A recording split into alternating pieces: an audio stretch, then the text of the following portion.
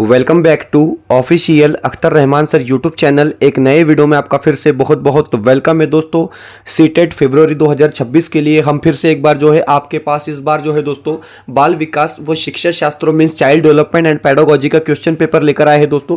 क्योंकि इसके पहले ऑलरेडी हम मराठी भाषा 1, हिंदी भाषा 2 का क्वेश्चन पेपर अपलोड कर चुके हैं दोस्तों। क्योंकि मैं आपको रोजाना बताता हूँ कि किसी भी परीक्षा को देने से पहले, किसी भी परीक्षा में अटेम्प्ट करने से पहले दोस्तों हमको प्रश्न पत्रिका का प्रारूप क्या है पता होना चाहिए। और खास करके मराठी मीडियम के जो स्टूडेंट्स हैं दोस्तों, क्योंकि आप जिस तरीके से बाल विकास व शिक्षा शास्त्र को बाल मानस शास्त्र व अध्यापन शास्त्र कह रहे थे, तो आपको क्या है दोस्तों फिलहाल अब जो है इसको बाल विकास व शिक्षा शास्त्र बोलने की आदत लगानी है दोस्तों। क्योंकि जिस लैंग्वेज में पेपर आता है दोस्तों उसी लैंग्वेज में हमको ज़्यादा से ज़्यादा प्रैक्टिस है। अगर अब आप हर चीज़ को क्या है यहाँ पर मराठी में ट्रांसलेट करने की कोशिश करोगे दोस्तों तो आप लोगों को परीक्षा के वक्त दिक्कत होंगी। तो बिल्कुल हिंदी टू हिंदी हम क्या है दोस्तों यहाँ पर देखेंगे। और मैं बता रहा हूँ कि आपको किसी प्रकार का कोई परेशानी जो है परीक्षा में नहीं होगा दोस्तों, इस बात को आप याद रखेंगे। क्योंकि जिस तरीके से हमारा टीएटी का रिजल्ट रहा है उससे बहुत ज़्यादा बेहतर हमारा सीटेट का रिजल्ट रहेगा दोस्तों, ये बात को भी आप समझेंगे। तो बाल विकास एवं शिक्षा शास्त्रों मीन सीडीपी का हम जो है दोस्तों यहाँ पर क्वेश्चन पेपर देखने वाले हैं 14 दिसंबर 2024 का। तो चलिए वीडियो में आगे बढ़ते हैं। वीडियो में आगे बढ़ने से पहले चैनल पे नए हो दोस्तों तो प्लीज चैनल को सब्सक्राइब कीजिए, साथ ही साथ बेल नोटिफिकेशन को ऑन कीजिए ताकि आपको आने वाले वीडियोस के नोटिफिकेशन जो है वो आसानी से मिल पाए।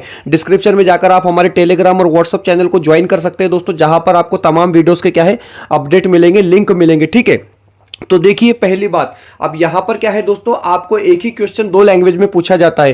पहली लैंग्वेज इंग्लिश होगी, दूसरी लैंग्वेज आपकी हिंदी होगी दोस्तों, ठीक है। तो अगर आपको हिंदी पढ़ने में कहीं पर किसी प्रश्न में कोई दिक्कत आ रही है तो आप क्या करेंगे दोस्तों वहां पर इंग्लिश का इस्तेमाल करेंगे, इंग्लिश का सहारा लेंगे, यानी आपको कोई किसी प्रकार की कोई तकलीफ जो है परीक्षा में नहीं होंगी दोस्तों। तो देखिए पहला प्रश्न क्या पूछा गया है, बिल्कुल लॉजिकली प्रश्न होते हैं, मैं आपको बता रहा हूं। यानी टीएटी से जो सीटेट होता है दोस्तों वो बहुत ज्यादा आसान होता है। प्रश्न पूछा गया है कि प्रगतिशील शिक्षा की हिमायती इनमें से किन कथन से सहमत होंगे, इस प्रकार का प्रश्न है दोस्तों। डायरेक्ट आंसर हम देखेंगे क्योंकि प्रश्न पत्रिका का प्रारूप आपको यहां पर बताया जा रहा है। तो देखेंगे आप कि अगर आपको बताया जाए कि बच्चे एक सामाजिक, सांस्कृतिक, आर्थिक संदर्भ में पैदा होते हैं और यह पृष्ठभूमि उनके विकास को प्रभावित करती है, ये क्या रहेगा दोस्तों हमारा सही जवाब रहेगा। और इसी प्रकार के लॉजिकल क्वेश्चन क्या है आपको यहां पर ढूंढने हैं दोस्तों और उसके आंसर यहां पर क्या है लगाना है। अब उसके बाद नेक्स्ट क्वेश्चन आप देखेंगे कि इंग्लिश और आपको क्या है यहां पर हिंदी में भी पूछा गया है कि विकास के डैश डैश आयाम के तहत भावनाओं, आत्मा, धारणा तथा परिवार, साथियों और दोस्तों के साथ पारस्परिक संबंधों में परिवर्तन का अध्यापन किया जाता है, इस प्रकार का प्रश्न पूछा गया है। और 4 ऑप्शन क्या है दोस्तों आपको यहां पर भी दिए गए हैं। अगर आप देखोगे दोस्तों कि मनोसामाजिक क्या होगा हमारा इस बार जो है सही जवाब रहेगा, मतलब ऑप्शन 1 क्या हो जाएगा बिल्कुल सही जवाब रहेगा। अगला प्रश्न अगर आप देखोगे दोस्तों आपकी स्क्रीन पर जिस तरीके से दिया गया है कि व्यवहार, रुचि या दृष्टिकोण, कौशल और व्यक्तित्व वो लक्षण जिन्हें एक सांस्कृतिक विशिष्ट जेंडर के लिए उपयुक्त मानती है उन्हें डैश डैश के रूप में संदर्भित किया जाता है और यह डैश डैश होते हैं, इस प्रकार का प्रश्न आपको क्या है यहां पर दिया गया है। तो देखिए जेंडर, भूमिकाएं और सांस्कृतिक रूप से परिभाषित, ये दोनों क्या होंगे इसके जवाब यहां पर दोस्तों रहेंगे। चलिए उसके बाद जो है दोस्तों आप देखेंगे कि क्वेश्चन नंबर 4 जिस तरीके से यहां पर पूछा गया है तो आप लोगों के लिए एक प्रैक्टिस है दोस्तों। क्योंकि मैं आपको बता रहा हूं कि प्रश्न पत्रिका का जो प्रारूप होता है या जो स्वरूप होता है दोस्तों वो हमको यहां पर पता होना चाहिए। तो देखिए यहां पर अभिकथन 1 और कारण आर दिया गया है। तो इस प्रकार के प्रश्न क्या है आपको पूछे जाएंगे। इस बार जो है एसएसटी के सेक्शन में भी आपको ऐसे प्रश्न देखने के लिए मिले। तो प्रश्न क्या पूछा गया है कि एक समावेशी कक्षा में सभी पाठ्यचर्या अनुकूल के शैक्षिक मानकों को विशेष बच्चों के लिए निम्न स्तर करने के लिए निर्देशित किया जाना चाहिए। और दूसरा है कि विशेष बच्चों की मुख्य धारा की कक्षाओं में सीखने की कोई संभावना नहीं है। इस प्रकार 2 यहां पर क्या है दोस्तों आपको जो है अभिकथन दिए गए हैं और उसका कारण दिया गया है। और अगर आप राइट आंसर की बात करेंगे तो देखिए पर्याय 1 क्या रहेगा दोस्तों, ए और आर दोनों क्या है यहां पर गलत होने वाले हैं। तो ऑप्शन 1 जो रहेगा हमारा सही जवाब रहेगा। अगला क्वेश्चन अगर आप देखेंगे 5 नंबर का जो प्रश्न पूछा गया है जीन पियाजे के संदर्भ में, और पियाजे, वाइगोस्की, स्किनर जो है दोस्तों इन्हीं को लेकर प्रश्न पूछते हैं। टीएटी में आपको बहुत से मानस शास्त्रज्ञ ऐसे जिनके बारे में प्रश्न पूछे जाते हैं, लेकिन यहां पर जीन पियाजे, वाइगोस्की के अलावा ये लोग कहीं जाते नहीं है। प्रश्न पूछा गया है कि जीन पियाजे के संज्ञानात्मक विकास के सिद्धांत के अनुसार, आप पहली बात याद रखेंगे कि जीन पियाजे का सिद्धांत कौन सा है, तो संज्ञानात्मक विकास का सिद्धांत है। उसके अनुसार कौन सा जो है विधान यहां पर क्या है सही दिया गया है। तो देखेंगे आप कि पर्याय 3 यहां पर बताया जा रहा है कि सीखने के अनुभव बच्चों के संज्ञानात्मक क्रियाओं के वर्तमान स्तर पर निर्भर करते हैं। तो ये क्या रहेगा दोस्तों, हमारा बिल्कुल परफेक्ट आंसर यहां पर क्या है रहेगा, 5 का जो जवाब होगा दोस्तों वो ऑप्शन 3 रहेगा। उसके बाद आप देखेंगे, देखिए बैक टू बैक जीन पियाजे और ले वाइगोस्की को लेकर यहां पर क्या है प्रश्न पूछा गया है। अब आप जिस तरीके से आपकी स्क्रीन पर देख सकते हैं कि ले वाइगोस्की संज्ञानात्मक विकास के किस रूप में देखते हैं, तो देखिए ले वाइगोस्की संज्ञानात्मक विकास का सिद्धांत जो है उसको किस रूप में देखते हैं, इस प्रकार का क्या है दोस्तों प्रश्न आपको यहां पर पूछा गया है और 4 ऑप्शन दिए गए हैं। और अगर आप बात करोगे पर्याय 2 की, तो एक सहयोगात्मक प्रक्रिया के रूप में क्या है ले वाइगोस्की संज्ञानात्मक विकास के सिद्धांत को देखते हैं। अब देखिए नेक्स्ट क्वेश्चन जिस तरीके से पूछा गया है कि भाषा और सोच प्रक्रिया के बीच संबंध का प्रस्ताव रखते हुए ले वाइगोस्की ने निम्नलिखित में से किस रूप में भाषा को अवधारणाबद्ध किया है। तो देखेंगे दोस्तों आपकी वाइगोस्की को लेकर ये सेकंड क्वेश्चन यहां पर क्या है पूछा गया है। मैं आपको बताता हूं कि पियाजे, वाइगोस्की और स्किनर इनको लेकर बार बार जो है परीक्षाओं में प्रश्न लगातार पूछे जा रहे हैं। और अगर आप बात करोगे दोस्तों, अगर पर्याय 2 यहां पर देखेंगे आपकी भाषा एक सांस्कृतिक उपकरण है जो संज्ञान को कोई तरीके से सुगम बनाती है, ये यहां पर क्या रहेगा हमारा परफेक्ट आंसर रहेगा। अगला प्रश्न क्या पूछा गया है, आप देख सकते हैं प्रश्न नंबर 8 पूछा गया कि निम्न में से कौन सा प्रदर्शन लक्ष्य अभिविन्यास का उदाहरण है या एक उदाहरण है, इस प्रकार का प्रश्न पूछा गया है। तो देखेंगे आपकी एक अच्छा छात्र ग्रेड पाने और दूसरों से बेहतर होने के लिए एक कड़ी मेहनत करता है, इसको हम क्या कहेंगे दोस्तों अभिविन्यास का एक उदाहरण कहेंगे। ऑप्शन 3 जो रहेगा वो सही जवाब यहां पर क्या है रहेगा। अगला प्रश्न क्या पूछा गया है, आप देख सकते हैं कि फिर से जो है दोस्तों वाइगोस्की को लेकर ये तीसरा सवाल है। आप क्या है यहां पर देखते रहिए, बिल्कुल एक ऑब्जर्वेशन करते रहिए कि किस प्रकार के प्रश्न पूछे जाते हैं। ले वाइगोस्की के सिद्धांत का पालन करते हुए एक शिक्षक को क्या करना चाहिए, इस प्रकार का क्या है प्रश्न यहां पर पूछा गया है। और अगर आप राइट आंसर की बात करेंगे दोस्तों, तो अपने विद्यार्थियों के साथ पारस्परिक अध्यापन का पालन करना चाहिए। बिल्कुल बेहतर से बेहतर जवाब और पॉजिटिव से पॉजिटिव आंसर क्या है दोस्तों हमको यहां पर देखना होता है, जिस प्रकार के प्रश्न क्या है यहां पर पूछे जाते हैं। हम वीडियो में आगे बढ़ते हैं। आगे बढ़ने से पहले चैनल पे नए हो दोस्तों तो प्लीज चैनल को सब्सक्राइब कीजिए, साथ ही साथ बेल नोटिफिकेशन को ऑन कीजिए ताकि आपको आने वाले वीडियोस के नोटिफिकेशन जो है वो आसानी से मिल पाए। और दोस्तों अगर आप हमसे जुड़ना चाहते हो तो डिस्क्रिप्शन में जाकर आपको हमारे टेलीग्राम और व्हाट्सएप चैनल को ज्वाइन कर लेना है, जहां से आपको तमाम अपडेट वक्त वक्त पर देखने के लिए मिलेंगे। साथ ही साथ अगर आप हमारे चैनल की मेंबरशिप हासिल करना चाहते हो तो ज्वाइन बटन को ज्वाइन कर दोस्तों आप क्या है हमारे चैनल की मेंबरशिप हासिल कर सकते हो। दोस्तों जिस तरीके से आप आपकी स्क्रीन पर देख रही है कि 30 नवंबर तक आपको एक ऑफर दिया गया है, जहां पर आपको पेपर 1 और पेपर 2 के लिए दोस्तों 499 और 499 रुपए में हम यहां पर क्या है नोट्स प्रोवाइड कर रहे हैं। और दोनों पेपर अगर आपके हैं दोस्तों तो दोनों नोट्स आपको क्या है 599 रुपए में मिल जाएंगे। मैथ के नोट्स यहां पर हमारे पास अवेलेबल नहीं है दोस्तों। जिस तरीके से मराठी, हिंदी, सीडीपी, ईवीएस और एसएसटी ये दोनों पेपर के लिए आपको 599 में मिल जाएंगे, और किसी एक पेपर के लिए आपको नोट्स चाहिए दोस्तों तो 499 रुपए में आपको ये नोट्स जो है व्हाट्सएप में पीडीएफ के स्वरूप में मिल जाएंगे। बेहतर नोट्स है दोस्तों, जिस तरीके से हमारा टीएटी में रिजल्ट रहा है उससे बेहतर रिजल्ट जो है हमारा यहां पर सीटेट में रहेंगे। और साथ ही साथ रिकॉर्डेड और लाइव लेक्चर जो है दोस्तों वो आपको बिल्कुल फ्री में देखने के लिए मिलेंगे, जिस तरीके से हमने टीएटी में आपको प्रोवाइड किए थे। तो बिल्कुल दोस्तों आपने क्या है यहां से अभी से अपनी पढ़ाई शुरू कर देना है, और पासिंग की जिम्मेदारी दोस्तों हम आपकी यहां पर लेते हैं, क्योंकि पूरी तरीके से हम क्या है आपको पास कर ही यहां पर दम लेंगे। स्क्रीन पर एक नंबर दिया गया है दोस्तों, उस नंबर पे कांटेक्ट कर आप क्या है इसको परचेस कर सकते हैं। हम बढ़ते हैं दोस्तों अगले प्रश्न की तरफ। चलिए अगला प्रश्न जिस तरीके से पूछा गया है आप देख सकते हैं दोस्तों कि नई अवधारणाओं को पढ़ाने के लिए निम्नलिखित में से कौन सी प्रभावी रणनीति है, इस प्रकार का प्रश्न क्या है आपको दोस्तों यहां पर पूछा गया है। और 4 ऑप्शन आपको दिए गए हैं। आप देखिए यहां पर जो है दोस्तों स्टेटमेंट टाइप के प्रश्न यहां पर क्या है आपको पूछे गए हैं। और अगर आप बात करोगे दोस्तों तो ऑप्शन 4 क्या है सही रहेगा, मतलब 1, 2 और 3, मतलब उदाहरण प्रस्तुत करना, गैर उदाहरण प्रस्तुत करना, अवधारणाओं के बीच संबंधों के बारे में सोच को बढ़ाना, ये तीनों चीजें क्या है यहां पर सही है। और चौथी चीज जो है दोस्तों इसमें शामिल नहीं होंगी, क्योंकि यहां पर जो है क्या बताया गया है चौथी चीज में कि एक परिभाषा देना और छात्रों को इसे याद करने को। देखिए याद करना, कंठस्थ करना, रट्टा मारना ये ऑप्शन नहीं होते हैं, ये नेगेटिव टैग वर्ड है दोस्तों, लिख कर रखेंगे, ऐसे जवाब नहीं होते हैं। चलिए आगे बढ़ेंगे अगले प्रश्न की तरफ। प्रश्न 11वां प्रश्न पूछा गया है कि निम्नलिखित में से किस विधि में शिक्षक और विद्यार्थी अपनी भूमिकाओं का विनिमय करते हैं। तो देखिए दोस्तों विनिमय करते हैं, विनिमय करते हैं, इस प्रकार का प्रश्न पूछा गया है। तो देखिए किस विधि में शिक्षक और विद्यार्थी अपनी भूमिकाओं का विनिमय करते हैं, इस प्रकार का प्रश्न पूछा गया है। और बात होगी दोस्तों पारस्परिक अध्यापन, मतलब ऑप्शन 1 क्या रहेगा सही जवाब यहां पर रहेगा। प्रश्न 12 पूछा गया है कि फिजा ने विश्लेषण किया कि उसे जेड विषय सीखने की तुलना में एक्स सीखने में अधिक समस्या है क्योंकि वह विषय जेड में रुचि रखती है और उस पर ध्यान केंद्रित कर रही है। निम्नलिखित में से कौन सी संरचना फिजा की सोच का विश्लेषण करने की क्षमता का वर्णन करता है? इस प्रकार का प्रश्न क्या है यहां पर पूछा गया है।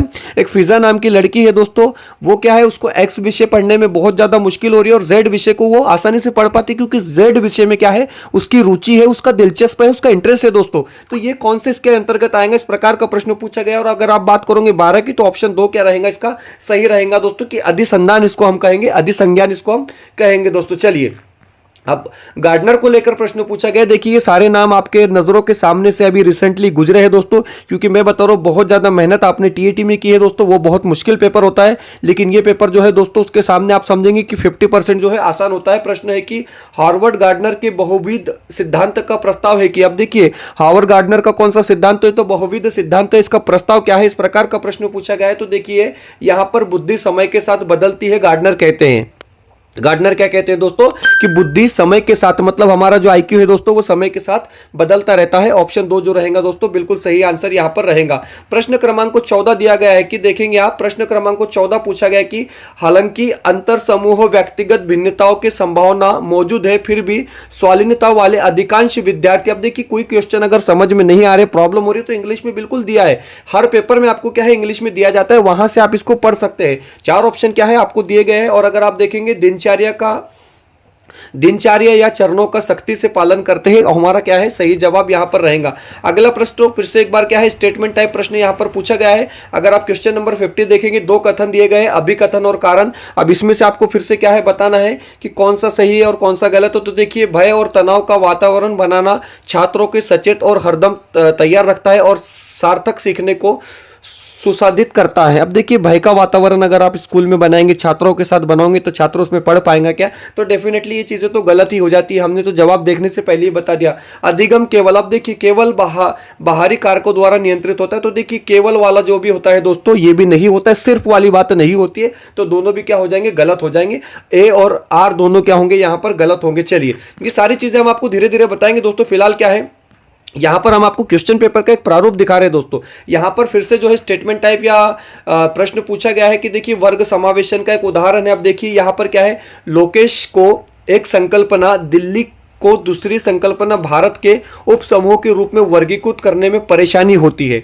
दूसरी बात यह समझना कि भावनाएं स्मृति और सीखने को कैसे प्रभावित करती है, स्व विनियमित सीखने को संसाधित कर सकते हैं। इस प्रकार का क्या है प्रश्न पूछा गया। अब यहां पर आपको बताना है कि कौन सा सही है और कौन सा गलत हो। तो देखिए यहां पर क्या है दोस्तों, आपको ऑप्शन 3 जो रहेगा वो सही रहेगा, क्योंकि ए और आर दोनों यहां पर सही है, लेकिन आर सही व्याख्या नहीं करता, तो यहां पर ये क्या है हमारा सही जवाब रहेगा।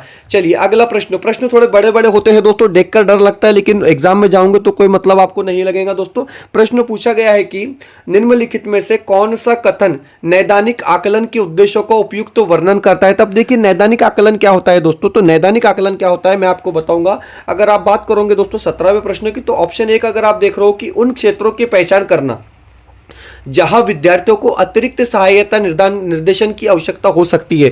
हमने क्या करना है, स्टूडेंट्स को, विद्यार्थियों के उन क्षेत्रों को देखना है जहां पर उसको और ज्यादा जो है हमारी सहायता की जरूरत है दोस्तों, उसको हम क्या कहेंगे, नैदानिक आकलन कहेंगे। ऑप्शन 1 जो रहेगा वो बिल्कुल परफेक्ट आंसर क्या है यहां पर हमारा रहने वाला है। प्रश्न 18 पूछा गया है कि 10 साल की काकुली गणित के एक कठिन सवाल से जूझ रही है, उसकी समस्या समाधान कौशल को बढ़ाने के लिए उसकी शिक्षिका क्या कर सकती है। अब देखिए एक 10 साल की लड़की है, काकुली उसका नाम है, और वो गणित के कठिन सवालों से जूझ रही है, डेफिनेटली होता है, तो उसके समस्या समाधान कौशल को बढ़ाने के लिए उसकी शिक्षिका क्या कर सकती है। तो देखिए लॉजिकली प्रश्न है, एज ए टीचर हम क्या कर सकते हैं, तो देखिए कोशिश करते रहने के लिए उसे प्रोत्साहित करें और जरूरत पड़ने पर अवलंबन प्रदान करें। तो हम क्या कर सकते हैं दोस्तों, जरूरत पड़ने पर उसकी हेल्प कर सकते हैं और उसको क्या कह सकते हैं, बेटा तू कोशिश करते रहे, बिल्कुल तेरा काम हो जाएगा, इस तरीके से हम उसको क्या है कह सकते हैं। तो ऑप्शन डी क्या रहेगा दोस्तों, ये सही जवाब रहेगा। इसी को पेडागोजी कहते हैं, इसी को क्या है दोस्तों हम शिक्षा शास्त्र कहते हैं। आप लोगों को लगता है कि पेडागोजी क्या है, ये साइंस विंस से जुड़ी हुई चीजें तो नहीं है,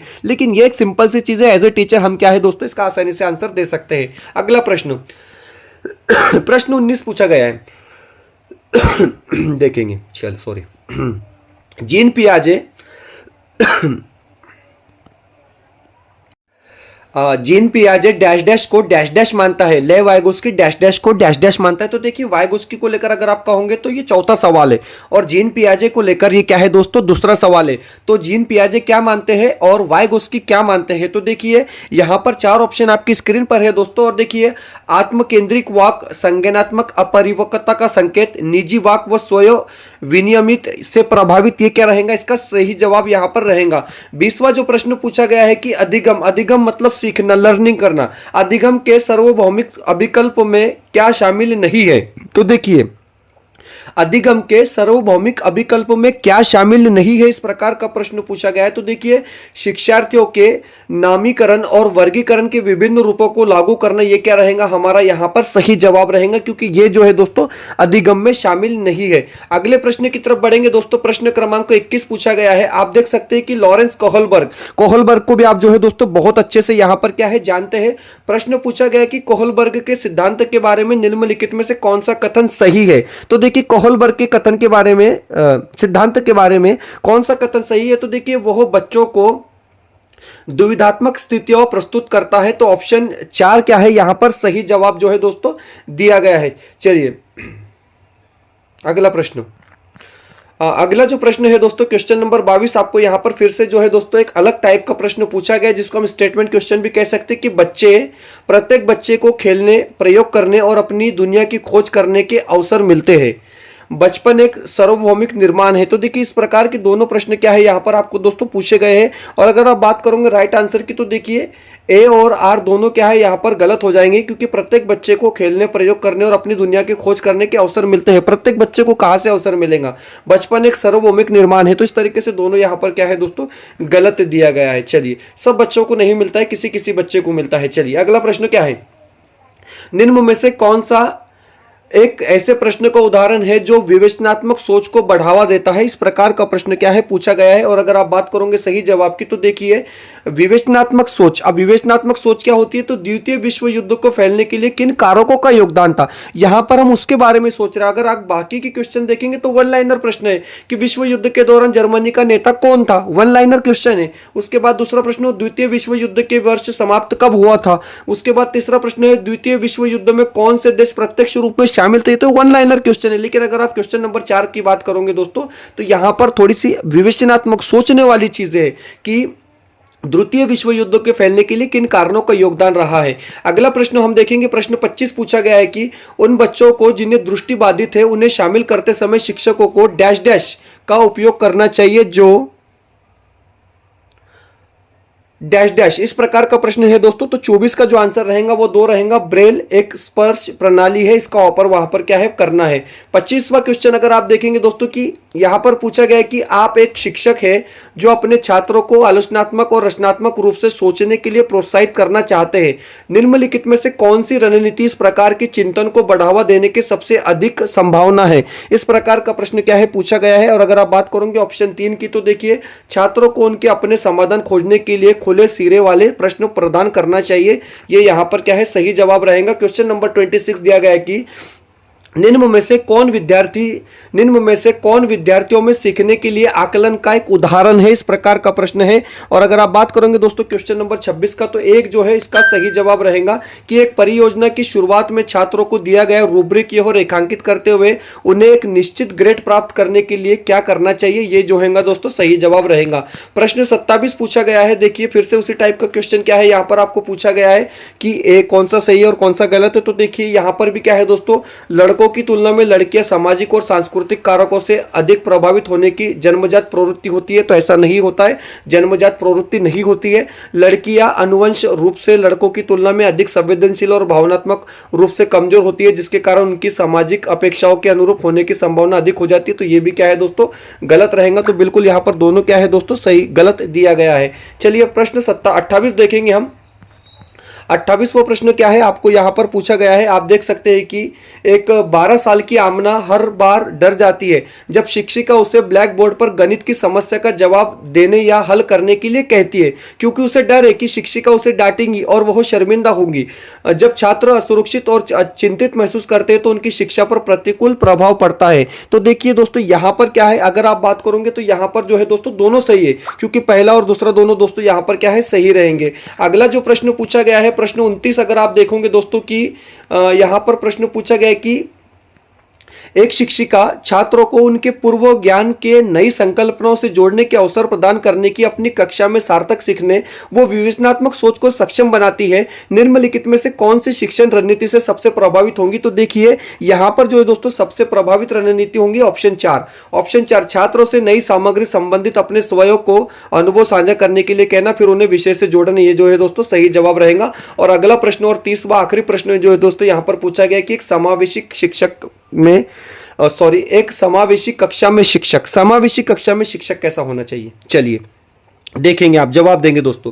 4 ऑप्शन है, तो देखिए बच्चों की विभिन्न आवश्यकताओं को अनुरूप पाठ्यचर्या और शैक्षणिक रणनीतियों को संशोधित करता है, ऐसा शिक्षक होना चाहिए। तो ऑप्शन 4 क्या रहेगा दोस्तों? सही जवाब रहेगा। तो इस प्रकार क्या है, हमने यहां पर दोस्तों चाइल्ड डेवलपमेंट एंड पेडागोजी म्हणजे बाल विकास एवं शिक्षा शास्त्र का जो है दोस्तों क्वेश्चन पेपर देखा है पिछले साल का, और इसी प्रकार का क्वेश्चन पेपर जो है दोस्तों आपको 8 फरवरी 2026 को पेपर 1 और पेपर 2 में देखने के लिए मिलेगा दोस्तों। और जितने भी बच्चे महाराष्ट्र से इस एग्जाम को दे रहे हैं तो आपकी पहली भाषा मराठी होने वाली है, दूसरी भाषा आपकी क्या है दोस्तों हिंदी रहेंगी, तीसरा विषय जो है आपका बाल मानस शास्त्र रहेगा। पेपर 1 में ईवीएस और गणित कंपलसरी होता है, पेपर 2 में दोस्तों आपको 2 ऑप्शन होते हैं, एक तो समाज शास्त्र आपका रहेगा या फिर आपका समाज विज्ञान रहेगा दोस्तों, दोनों में से एक कोई आपको लेना है दोस्तों। और इसके जो नोट्स है हमारे पास अवेलेबल है, आप जिस तरीके से स्क्रीन पर देख सकते हो दोस्तों कि 30 तारीख तक आपको हमने 50% ऑफ रखा है। पेपर 1 499, पेपर 2 499 और दोनों पेपर आपको चाहिए दोस्तों तो 599 में दोनों पेपर के क्वेश्चन सेट के नोट्स आपको क्या है दोस्तों मिल जाएंगे, जिसमें पूरा का पूरा सिलेबस जो है कवर किया है। और क्वेश्चन सेट का काम शुरू है दोस्तों, अगले 15 दिन में क्या है क्वेश्चन सेट आपको मिलना शुरू हो जाएंगे,